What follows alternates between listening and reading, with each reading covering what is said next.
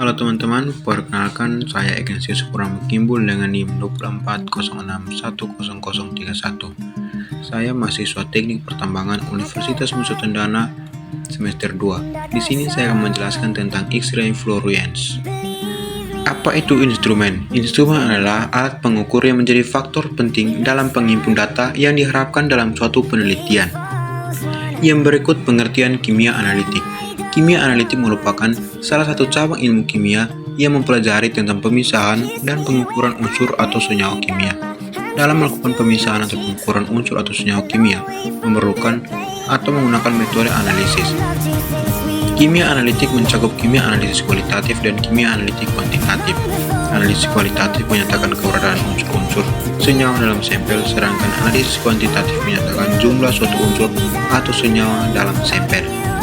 Pengertian X-ray fluorescence. X-ray fluorescence adalah teknik analisis yang menggunakan interaksi sinar X dengan suatu material untuk menentukan komposisi unsurnya. XRF cocok untuk benda padat, cair, dan bubuk, dan dalam kebanyakan tidak merusak. XRF banyak digunakan sebagai alat karakterisasi cepat di banyak laboratorium analitis di seluruh dunia untuk aplikasi yang beragam seperti metalurgi, forensik, polimer, elektronik, arkeologi, analisis lingkungan, geologi, dan pertambangan. Yang berikut prinsip kerja dari XRF.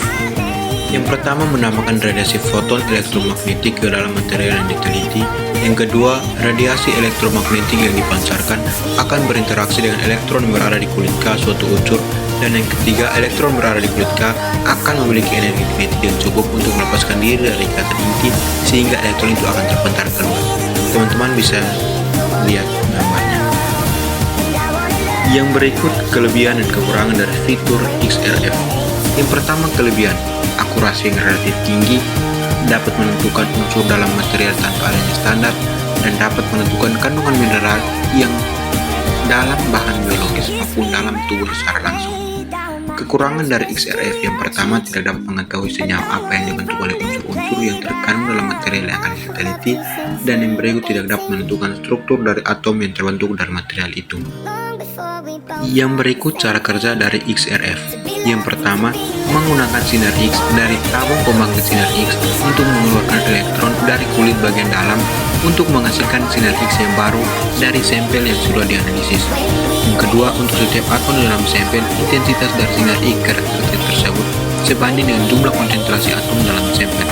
Dan yang ketiga, intensitas sinar X karakteristik dari setiap unsur dibandingkan dengan suatu standar yang diketahui konsentrasinya, sehingga konsentrasi unsur dalam sampel bisa ditentukan.